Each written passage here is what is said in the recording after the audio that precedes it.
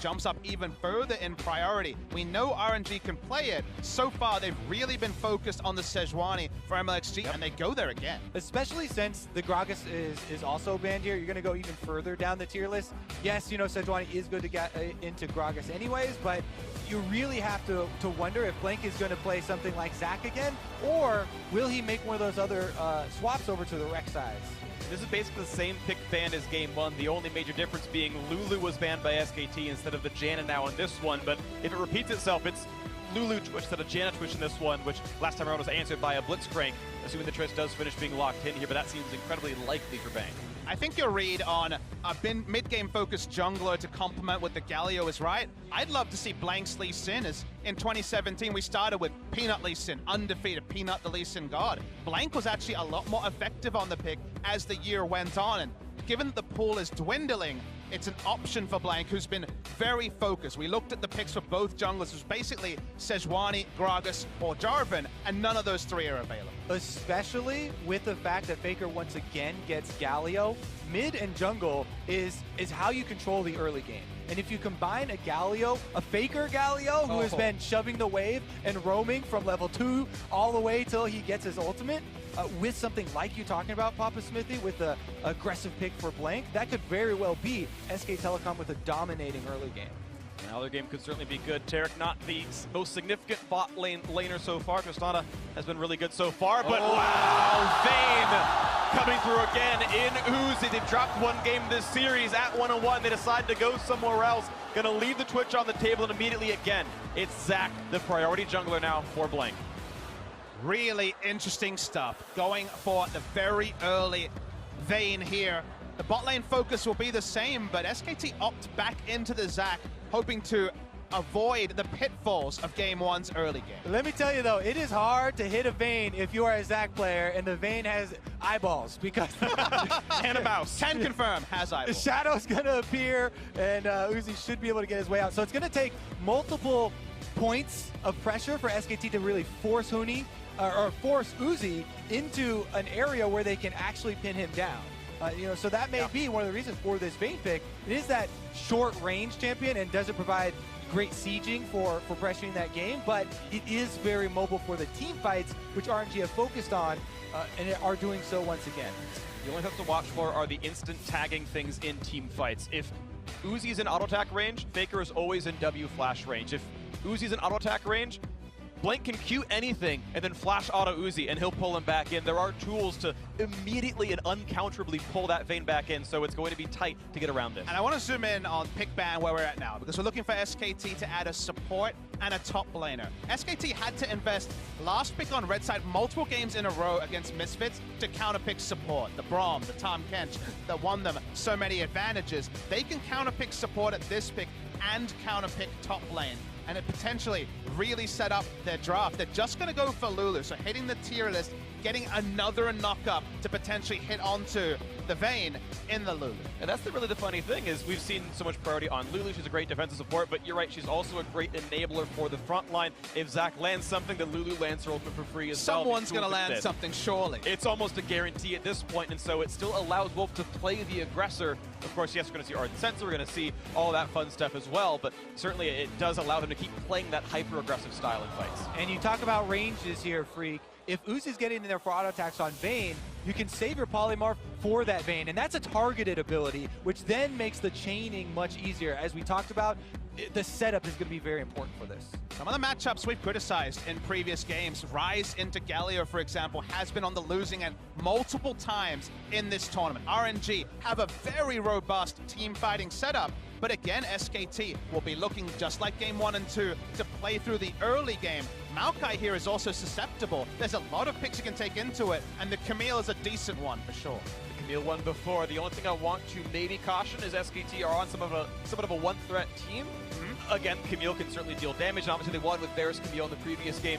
Tristana probably even higher top-end damage, so it's worked from before. They can certainly do it again, but Big continues to be on tanks. seems to be okay for them. And they do also have this combination of the Hextech Ultimatum and the Hero's Entrance from Galio to guarantee an initiation on one member. That member is Uzi, to be clear. No way to cancel that out when you get enough duration on the ultimate as you get levels on the Hextech Ultimatum. So even though Split Push Camille is the first order of business, the backup team fighting is there with this particular solo lane viewer. This will be a fun game to watch. The styles continue to evolve, and we keep seeing what these teams think they want to bring out. What's the optimal strategy to go against these players? You have to imagine SKT have not scrimmaged against Vayne much, if at all, in the last several months. And I mean, she's been popping up so frequently this tournament. Three picks? I actually think, yeah, that to me, for Vayne, that is players. significant. That's fair. Well, either way, if they're ready, they're ready. It's going to be fun to watch for. I don't think many people really expected Vayne coming in, but you're right. If they suddenly saw it and started preparing, then all good to them on this one. Coaches shake hands for one more time. Game 3 about to begin. Who's going to be on match point after this one? That's the great thing about this tournament here, Freak, because you say, what should you expect? Should you be expecting a Nocturne jungle? Should you be expecting Vayne picks like that? Leona I mean, Blitz? should you be expecting Fervor Leona? No. Well, yes, you should. I think that at this point, you should. All right, well, styles continue to evolve and push forward. We'll see what comes out of this one as Game 3 is ready to go. Tied 1-1. RNG and SKT both took reasonably convincing turns winning. And we'll see what comes out of this one. Rise, Vayne, not a lot of range on this squad, but certainly damage output is there if they don't get stopped. And you're talking about getting stopped. My big worry here for the RNG draft is that predictably, Rise is going to be pushed in. The Vayne lane is going to be pushed in. Camille has some decent trading options in the early game against the Maokai. This really does feel like the sort of game where if one turret goes down, say bot turret goes down, Berserker's Greaves and BF Sword Tristana starts rotating, RNG don't have a lot of options to actually get to the late game 5v5 fights they dream of. It was MLXG unlocking that potential with great pathing, with innovation in game 1. I actually think MLXG needs to have a performance on that level. Otherwise, it's pretty straightforward what SKT are going to try to do. Yeah, MLXG and again, Xiaohu, the mid laner here. I have grown an irrational hate for Rise at this tournament. A lot of people have. I really have not enjoyed watching this champion. But if he can make some skirmishing happen on his 1 items, on his 2 item power spikes, and really show me the light, then I'm still open to being converted to the school where all the mid laners have still really preferred Rise, and they really want to make use of the creative ultimates. Are always fun to see, but I do need to see some of the skirmishing in the mid game come through. And I feel like we've had very clear reads on what the good Rise situations look like. Remember when it was Jarvan Rise from SKT against the mid lane Karma with TP. You can understand that playing through that lane is possible. Those sort of ganks, say the Rek'Sai Rise or the Sejuani Rise onto the Galio, that's the part where you're like, wait, we don't really have early game options. He's immensely tanky from level 2. Very early on in the game, MLXG looks like a solid 7 seconds faster in his clears so far. Red buff picked up by both. Blank should go for different camps though, grabbing the Raptors himself as MLXG goes towards the Wolves in the buff. And once again, I think MLXG here on the Sejuani has the option to go for that level 3 gank. Maokai and Sejuani can combo very well in the early game with the amount of crowd control and base damages. It's actually fairly threatening as a 2 versus 2. So Huni, he was the victim of that last time around on Gangplank, and he should be very, very well aware and ready, for any type of top lane focus. And if there is the top lane camp, which is certainly still possible with the targeted route coming through from the Maokai, notice that in bot lane, the execution-heavy combination with the Blitzcrank is not there this time. Tristana, Lulu are very straightforward in getting turret damage and not being interested in playmaking, so the reliability of answering top lane pressure with just turret pressure in bot is very straightforward. The mid lane, Faker gonna not take a knockup, but will get rooted up. Bit of damage coming across, goes back to the knockup, but he's not in turret range, but Faker still really liking this trade. No permafrost quite coming through. One more auto could have meant a chunk of damage. Now, where is the jungler? Yeah, exactly. When a mid laner plays like that, you have to think Faker's got Blank right behind him in his back pocket. Because it is a Zac even early in the game, they're thinking, oh, maybe he's coming over with an elastic slingshot, but Faker's just going for that return trade to get some health off the jungler and kind of reduce his threat. Nice trinket ward. All right, they see each other. They both know what's going on. And looks like no harm, no foul. They walk right back out of this one. The flash forward. He's going for the big play. One more attack. Xiaohu heals. One more hit. First blood of the mid lane. And it's an execute because there is no damage dealt. Worth it in all chat. I'm not sure if that's going to be what I was looking for to convert me to the Church of Rise. I believe, But he definitely pulled out a huge play, a solo kill onto Faker on the world stage. And the Dazzle flash in the bot lane. They're targeting Wolf. Condemn is here with the TPs to join. And that is Faker completing it to meet into the bot lane. So they had Zach pushing in mid lane.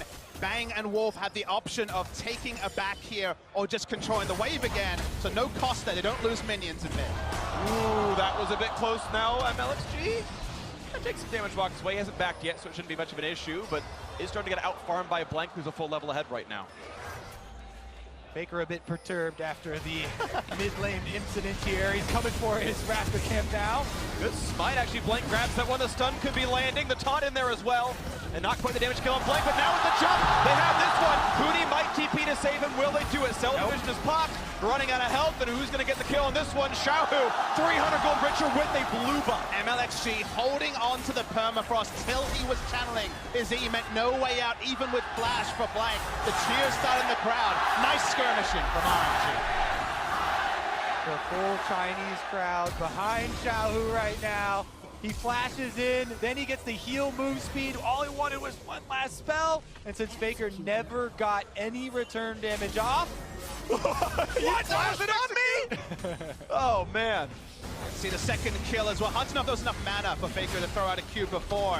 But the moment that Blank had his E interrupted, no passage safely out. Flashed anyway. They had pressure on top side. There was no way that the Camille would change this fight. So right decision not to teleport in, but a misfought fight by Blank. you could almost feel the frustration from SK Telecom there on that jungle invade.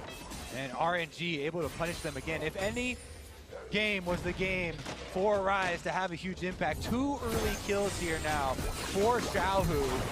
See if he's going to get to his level 6 extremely quickly. Maybe he can start affecting the side lanes as well even. See if he can get that move down. Right now it's only a 500 gold difference though. 400 for the first blood, unreturned, and 450 for the assisted kill means it is better farm at SKT so far. Plus 12 in the bot lane right now for Bang. And the jungle, I think, is a little bit different as well if you don't count the MLXG assist. Here comes that first attempt at a roam. Level 6 on the rise, but Tarek is already recalled, so you expect not to see much down here just yet. SKT just going to be focused on the bot lane turret. Faker will have level 6 soon. Note that while Rise picked up 2 kills, no one is shut down like Huni was in game 1. So while the early kills and the early disruption advantage does go the way of RNG, it's not at the cost of the base game plan of push, push, push in the bot lane. Yeah, don't let the mid lane antics distract you from how bad of a matchup Vayne Tarek into Tristana Lulu is. And Wolf and Bang are definitely taking their toll. You see them whittling down this turret. This is such a big issue because there is obviously going to be an Ardent Sensor, built early on Wolf, but also Tristana is one of the best AD carries at making that BF sword swap after the bottom lane turret is destroyed up into the top lane. So this bottom lane toll is actually paid by the entire team in attacks later on in the game once the switching comes through. I mean, all RNG want is a 15-minute laning phase, a Rage Blade and Ardent Sensor, the turret's still up. That's winning the lane for Vayne Tarek, but it's so unlikely with Galio in the mid lane with push pressure and roam pressure. Damage coming in from Xiaohu, but the kill pressure's going away. SKT's gameplay is so reliable. Yeah, you say that's all they want, but that's a lot to ask for. Here comes Blank though, mid lane. The taunt hit confirms the knock. If this could be enough damage, Let's Bounce brings him right into the turret. The knockback there as well. Perfect coordination for the SKT duo, and a kill comes through to Blank. Lane gank from Zach, and that's a big one that gets them rolling. They can roam bot lane, although Faker is out of mana. You're right, Kobe. It is a lot to ask for. The laning phase may be over pre-10 minutes. Blank goes for a little bit of a bomb into the mid lane. But damage back and forth, not a huge issue. But you're seeing now SKT suddenly 400 gold up in this game. The bot lane still not able to get much. Yeah, Dazzle's cute, but doesn't do that very much here.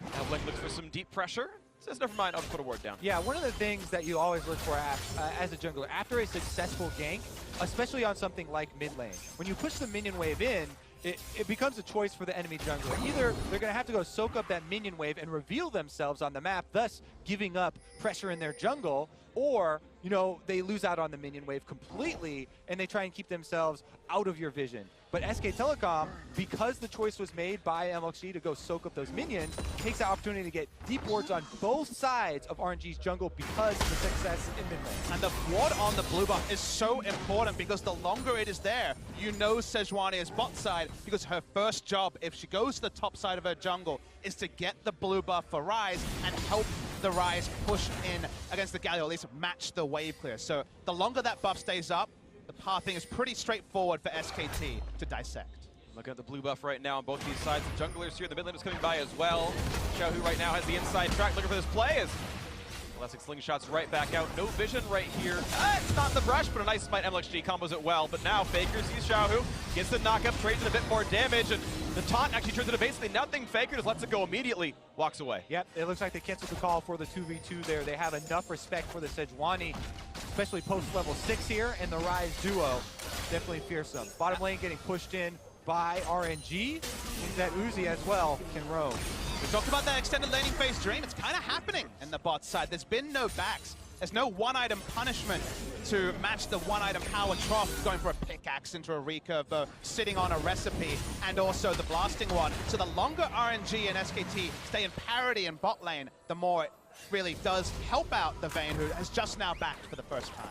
One of the biggest, beneficiaries has been this bottom lane because, as you talked about so many times, Papa Smith, the Galio in the mid lane, such a big facilitator, could be the next straw here that breaks the camel's back and blows open that bottom lane turret. And once that domino falls, that's where you see the lane swaps coming in. But there's so much pressure on mid lane, they haven't found the opportunity. Here comes the big play, the flash to stun up Faker. The rest of the team not going to come through just yet as the TP does come in for Let Me. Oh, Bounce brings him back in. Faker's been stopped. The ulti not quite going to land, but the rest of CC is still going to come through. Faker running for his life, but no summoners to save him now. The rest of the chase should be just a formality. And Uzi shows up crucially. 4 assists to give the Vayne a kill. Thank you for the Rage Blade Fund. That one is going to come in for Uzi even quicker now as he roams up on the Vayne in time to get the last hit and still back down to the turret in time for the cannon minion. There's not really any punishment from SKT. They couldn't push the bot lane in fast enough. Camille was pushed in and too early for there to be a Tiamat just going to be rushing towards the Trinity Force. You notice Blank gets the read very early because you see the duo come in. Blank could jump anywhere. He quickly realizes teleports coming in. Taric and Vayne are going to win the race to pick him up in the mid lane. It's going to be 5 members and only Faker. Yeah, the early teleport here from RNG. They know they have the advantage from the top lane because Let Me has quietly been doing his job there on the Maokai and had the teleport advantage. Fully orchestrated and well collapsed there to continue to attack Faker. Going to the source of the global, something we've been saying for 7 years, and is still very much viable. But notice, we normally talking about Shen with no wave clear. Galio has the wave clear, so tanky. You don't normally see that being a winning style. In the bot lane, the turret's almost down his mid lane. Looking for winning out in the mid lane, though the hard CC going to be landed and chained together. Look at the burst, a crowd on Xiao, who forced to run away. Does get knocked up, good aim by Faker. The rest of the team coming across, gets the shield, tries to one, he will just get out of range. Someone to heal, buys a bit more time as he looks to turn it back in, but don't know if they have the damage to knock down Faker. MLXG still in the chase, pops the ulti for him, but a nice taunt by some time. Blank back in, another shield comes through with the Ryze. Do you believe he stays alive? I am thoroughly enjoying these 2v2 spin! And they're gonna knock him down, you have to believe it. No, they can't quite get the damage. Yes, they do. Will it be another? Not just quite, but the turret turns to the cell division, but can you respect Galio's damage up? But now Wolf, he's hunting. He smells blood in the water. He's okay. Ryze gets out. SKT 1 for 0 in that one. I'm glad we could all enjoy that together as they were fighting down to, double-digit HP there from all sides, and SK Telecom slightly ahead in the execution. Meanwhile, now they can reap the rewards. Invade, get deep wards again, steal away the red, and Wolf even gets some free time to supplement with more wards. And then switching the battlefield to top side, pushing the Maokai and taking Rift Herald is the next step, but suddenly we got a half step here, guys. 4 versus 2, no turret behind the TP stop, but it's still 3v2, turned invulnerable, buys a few seconds, the knockup there, but Uzi's trying to stay alive, the barrier in, he's still surviving, and now he's turning it around, looking for Blank, looking for the chase down now on the bang, Pop Yogi's not gonna land, one or dual man, but Faker gonna join, flashes forward, they won't quite catch up Blank, but now. It's the Galio's turn to get the damage across. Shields coming in, and they can't find the kill. And Uzi to get his second 5-2 RNG. And now they can push on this bottom lane turret. They can try and get the objective afterwards. It's RNG making the push. The fans know it's such a big turning point. Let me interrupting the teleport led on to everything that happened there for SKT. Sure, they could have another global, send in the teleport from Faker, but all the damage was not there, and they were not able to cement the kill onto Uzi. Just like you alluded to last game, Papa Smithy. Let me quietly doing his job in the top lane on that Maokai. Yet, two of the biggest moments in this game enabled by that Maokai. On paper, perfect move from SKT. Notice Let Me still does not have teleport. Big teleport advantage from Huni, looking to cement the lead, kill off the Vayne, and from there, the damage really fell apart for RNG. But the interrupt was so critical, and then things fell apart very quickly for SKT. I do want to give a lot of credit to Let Me. Blind picks his champion. No jungle help that I can remember on either side of that lane has been more impactful this game so far. You see the teleport coming in, perfect teleport ward put down from Blank as he bounced over, but just a twisted advance, maybe even a Q. Interrupts here, we'll see it, twisted advance, nice and easy, he was in vision. So Huni could have been more defensive on the teleport, went for an aggressive one, and then it came to this point where they just could not kill Uzi through heal and barrier. And then they're on the chase. He knows that Blink doesn't have his passive, so Uzi was targeting the closest target there. Once he flashes out, able to kill Bang, and even though Faker arrives and gets that taunt off, not enough burst damage to take down the Vayne. One rotation's not going to do it. They go to closest target, they go for this sort of fight they're looking for in the late game. It's focusing down on the front line. And SKT trying to take Rift Herald after all that pandemonium. Looks like the team actually coming in to try to stop this, so MLXG is showing up, and that will be a reset on Rift Herald. The jump out, looks like actually it might just be a leash from SKT's side. Rage Blade done for Uzi, that's the big spike. Double dagger towards the Shiv or Phantom Dancer, whatever he wants to buy for himself next up. But this is now a Vayne who is very much online. Tristana, whose game plan with these double AD items and the Berserker Greaves is to just take down turrets. The defensive vision is sticking for RNG. They're going to get the Rift Herald as well. And the tempo moves from SKT to justify the draft they've gone for have not happened, just like game one. Wanted more. Yeah, exactly. RNG just want to reset there, whereas SKT are trying to delay them because they don't want to let RNG bring all of their power to brunt here on this top side. Xiaohu is on the bottom side, and they want to use the numbers advantage to grab back some turrets. Let Me wants to stand there 1v4 and buy some time. Won't think of the crossfire this done, but Let Me lose this life as the Maokai. The big AoE slow comes across, doesn't mean all that much. They're still running away. Blank, actually, you gotta be kidding me! Drops down to the turret. I didn't think it was possible, but MLXG finds himself the kill. The re-engage that made, but I don't think Huni can beat Uzi 1v1. MLXG threaded the ult onto the Tristana, and once again, no damage from SKT to actually force a kill. They just want the turret, but RNG have bought time, and they're also getting the free farm on Uzi in the mid lane. A huge lapse in judgment there from Blank. Doesn't have the cell division to rely on, no passive available still yet. Working on that cooldown, in RNG, even with Xiaohu on bottom side, got a counter kill up on top. Let's take another look at how it started out. Let Me gets annihilated early, but MLXG is here. The turret is the major objective, but the damage is largely Tristana cannot do anything while stunned. Faker is first tanking up. Another interrupt into the permafrost, threading the CC perfectly. Sometimes we see Sejuani use everything at the same time and lose out on duration and also those passive procs.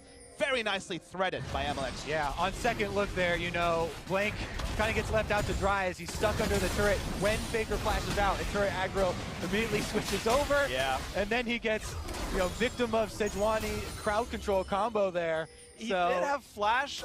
I agree, it's hard to say, it's hard to blame him for it, but either way, doesn't get out, and now Blank found once again, jumps away with a little bit of let's bounce, pops the ulti, looks for the jump away, and is going to stay to safety, but loses two big cooldowns for the privilege. This don't control that jungle cleanly, and bot side, we're seeing another aggressive move made.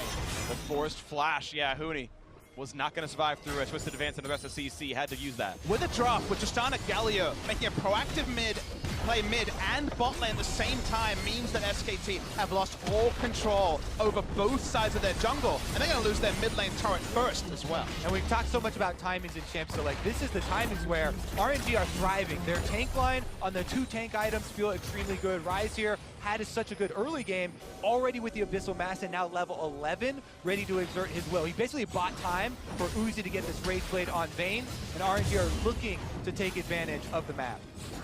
Given the mindset to make all those plays mid lane, to try to play through the Galio that most teams would look at as a movable wall, it's credit to largely Xiaohu and MLXG, who found openings that often are not there against the Galio mid with this Rise especially, and it reset the pressure and means that Faker, he doesn't have a CS lead. He's died multiple times, and when he's made big plays around the map, he's been caught largely because he's not as tanky as he was, hilariously so, in Game 2.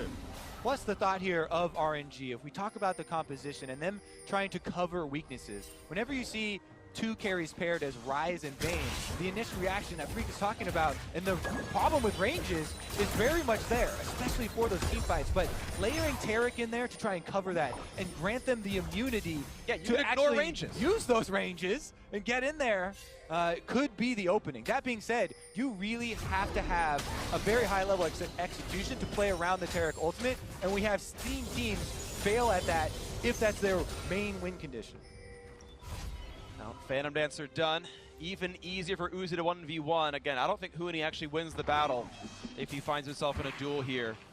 You wonder who can actually knock down this one. 0-0-0 so far. Hasn't gotten his way into the game yet.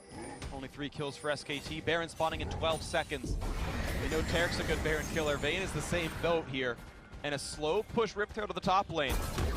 I don't think that Herald's going to die, so that will be top outer dying right as mid falls to the push from Bang. The expected job of that Tristana. Yeah, that will die to a single push, and well, no one's stopping it. Goodbye turret. Meanwhile, fighting the top side, looking for Bang. They rid him up the chase forward. He flashes the safety, but one more shot will do him in. And Xiaohu finds it. Faker now amidst 4. The push is in. Do they have the damage they need to kill him off? The chase continues in, and he's not going to be lost to the world. And they're invulnerable under the turret. That's going to be number 3. Cell Division be damned. They will get the damage.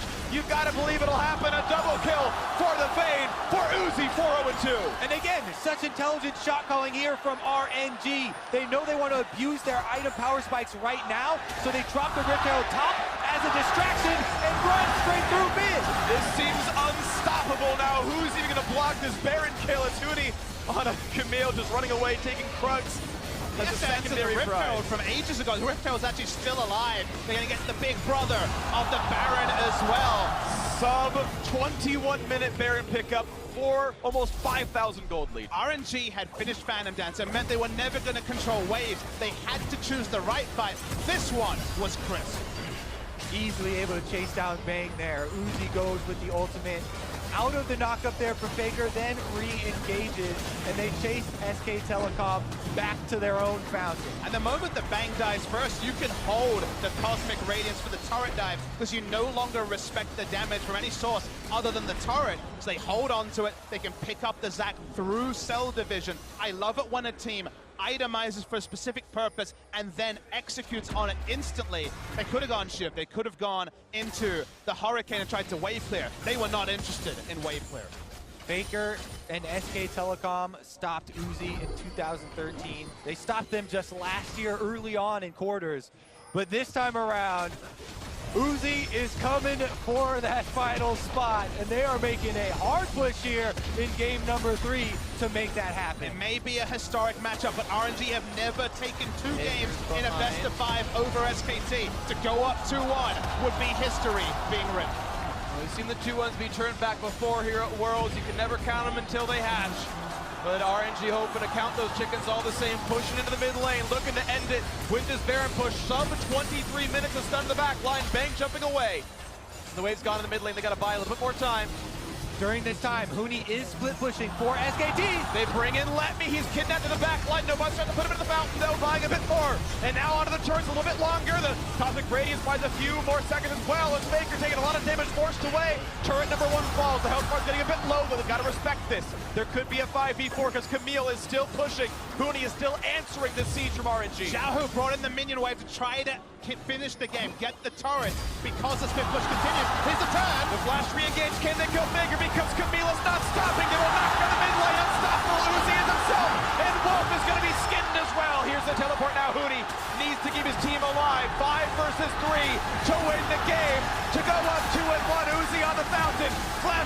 getting away from Huni. Looking for the damage up, but can they get rid of it? Yes, they can. No one left to stop them. RNG are a single game away from making history.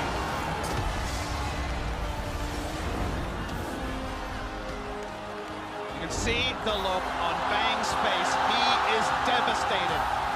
RNG once again against this Galio comp for the third time in a row have those small timings, and just like SKT in game 2, RNG exploded the game. One single team fight with 2-item Uzi. That passage of play, it ended the game. No hesitation from RNG on that Rift Herald play. They drop it at their secondary turrets and immediately make a beeline towards mid lane. Bang with his head in his hands because he knows that pick on him in mid lane gave them the entire power play for this game. Very few teams in the world can say they beat SKT in under 24 minutes. RNG can add themselves to this list, and now 2-1 up in the series. Double match point to stop the legacy of SKT winning every world championship they ever attend. They are on that precipice of absolute greatness. And I feel like SKT, it's time to abandon the Galio. RNG aren't going to ban it. 2 out of 3 times they tried. Galio, Zach, they tried to make the tempo plays, but it fell apart in this game, much the same as it did in game 1. And the game ended in one passage of play before the items could ever get there for the Tristana. Well, beautiful step out of RNG so far. Double match point for them. We'll see if they can finish the dethroning. But first, let's talk to our analysts. Thank you very much. Gonna have to get my hearing checked after this series. Goodness. This crowd, this stadium, loudest crowd I've ever experienced in my life, as they are one game away from watching RNG take down the defending champions SK Telecom T1. And Dash, when we were watching this draft, and we were watching them not get Janna because it's banned, because they early picked Vayne with Taric while Lulu was still up, because they picked Ryze into Galio instead of Malzahar. We thought it was over and that SKT had broken RNG in draft phase. So the fact that RNG won in 23 minutes blows my mind. That game was insane. And it's literally the most classic LPL thing I've ever seen. They throw away the draft. I was literally head in hands, this is over, there's no way RNG come back from this, and then they just start winning all these skirmishes and all of these trades and forcing the fights and just outplaying their opponents. And I'm still sitting here like, I'm like a proud, disappointed parent. My heart is parent. still pounding. Proud and disappointed. Quite the combo. How dare you draft yourself into this hole and then outplay it? And you're like, this is great, this is fine. I mean, it is crazy to think that they're giving up a 4th pick Lulu as Taric Vayne into Tristana Lulu, and that was okay. It ended up working out, right? And I do think, similarly to how we talked about that 2v2 in the bottom lane, I felt that this game again came down to the bottom lane, and it was actually the dive where Huni had his TP interrupted, where that goes bad. That's where the game, to me, started to turn around. But it's crazy how these games really are coming down to this one play. If that's where you think it turned, let's take a look at it, because it all comes down to execution, right? Throughout this tournament, yes, we've talked about the importance of draft and tracking the way the teams will adapt to each other. But hey, on the day, this is the comp RNG decided to play, and they played it perfect. And the big thing there is the teleport got interrupted. Otherwise, Uzi is dead 100%. But because he's not, the Terracult saves enough damage on Uzi. He can pop barrier and he can start turning this one around. And I mean, the crazy thing is, they're counting on that TP coming in so much. Blank is walking in with like 30% health. Flash forward. Yeah, and I'm going to give some credit to Jat right here. We were watching this draft, and he actually called the Vayne pick. The Vayne whisper, if you will. And the thing is that if you're 80 carry, if Uzi is saying, I have the confidence, give me the Vayne, because we're now learning how much more the players are interactive with this draft phase, it's exactly that play there, why Uzi has the confidence. You're a game equalized with SKT, you're looking down the barrel of Tristana and Lulu, and you're like, Vayne, that's fine. And it usually costs them when Uzi gets in that mindset. You can tell by the way he's speaking to his coach that he's going to get what he wants, and he did. But I do also want to point out that this game was an example of why SKT plays around Huni rather than the other way around. Because early on in the game, we were expecting Tristan Lulu to break that turret in 7 minutes. They didn't, because Huni teleported back to lane at 5 minutes, which gave RNG the teleport advantage, and it meant that Tris Lulu couldn't push. There, in that clip we just saw, he got his teleport interrupted, which gave Uzi yet more kills with which he could transition. So Huni's poor use of teleport really cost SKT in the early game here. But they obviously have so much confidence in him. Even when you're looking at those late game plays, they're deciding that we're going to try to give Huni all this gold in his side lane, get him those couple turrets, and that's our way back into the game. They didn't have confidence that they would actually win this game in a 5v5 team fight, and that's why I feel like they made that game-ending call to try to hold 4v5. And we'll get into Game 4 in just a moment, but before we get there, I want to stop down and take a moment to celebrate the level of play that's taking place on this stage. We have to remember we're in the semifinals. These are the top 4 teams in the world, some of the best players in the world, and there was a very distinct moment in this game, 2v2 in the mid lane. It just was so exciting to watch. We got to watch it again. But who has the courage to go toe-to-toe with SKT in the mid lane 2v2? And it's Xiaohu and MLXG. Welcome to Shanghai, SKT, because we do this all the time in the LPL, and this play showcases why they're so comfortable doing it. Yeah, well, Xiaohu had heal and flash, ends up baiting the heal, but this ends up getting turned around for SKT because they still have a lot of ability to outplay in these team fights. Faker's timing of the tauntament to get the damage reduction in the exact right time extends this fight long enough that they can then turn around on MLXG, who ended up over-chasing Faker. I mean, it's the body block by Blank there as well to prevent another spell coming through on the rise. It's the fact that Xiaohu had the confidence to hold those 2 summoner spells as long as he did, to pull them in for the counter gank. Everything in that executed pretty much perfectly by these 4 players on the world stage in one of the biggest games of their lives. And we're seeing so many myths dispelled throughout this series. You know, the fact that Galio is being given away, that Ryze is being picked up, you know, no longer getting the criticism that they've had this entire tournament. How dare you pick Ryze? How dare you let Galio go? Both these teams are fine to do that. Yeah, Galio 3 games in a row, but now we're kind of at that moment again, Dash. We're at that moment. It's an elimination game for SKT. Isaac mentioned at the start of the day, they are 7-0 in Worlds elimination games. Last week, they were down 2-1 to Misfits, won the next 2. They bend but don't break has been the motto. The question is, were they broken in that game? All right, I got some info for you. SKT coming back in on blue side, and Peanut will be subbing in. Now, we've already talked about the statistics around those elimination games, but SKT has to put back-to-back wins together here to take the series. How do they do it? And the big question to me is this reactive to the draft? Because we've been seeing blue side Gragas bans for RNG. They're trying to put you in this kind of tank versus an inferior tank matchup. And Peanut is a guy who, yes, this year he has been on the tanks, but he made his name for himself playing carries. Do they have the confidence to let Peanut fly? Do you bring him in and say, great, ban out the Gragas, take the Swedge on. We're going to put him on a carry champion. We're going to put him in a position to snowball the game early and see if he can do it. You might recall Olaf games from previous Worlds where he's Lee racking games, up the the Elise kills, games. things like that. It's a really good question. Where do they index now if 3 games in a row they've been putting resources into Huni and only won 1 of them? I want to kind of combine these 2 ideas. I agree. I think you let Peanut off the chain, you give him more of a carry-oriented jungler, but you prioritize the 2v2 top jungle matchup, and you start throwing Peanut and all of the resources that go with him into Huni's pocket, and you double down on what got SKT to this semifinal, which was a split push performance by Huni.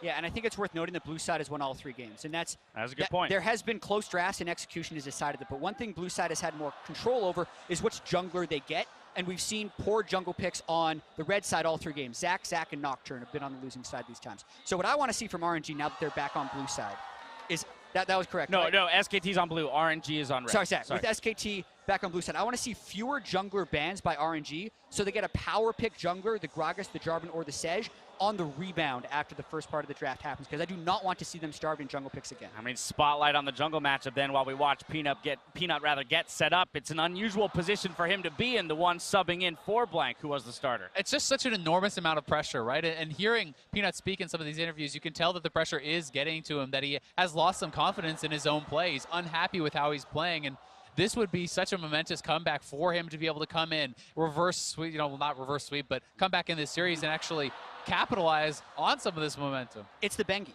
Bengi comes in when you're down 2-1. That's the SKT. Peanut had it done to him last year in the semifinals by Bengi. He's got to do it now. You got to live up to that. That's hard to do. Yeah, Peanut has to diversify himself, though, and show that he can do exactly what Blank did, which was download the opponent's jungle pathing. And he's looking at MLXG, who's probably the most random jungler to ever play the game. I can feel the excitement coming off of these 3 right here. Royal Never Give Up are 1 win away from bringing down SKT. See if they can close out or if the champs can tie the series after the break. Can't know what I don't know what happens. doing.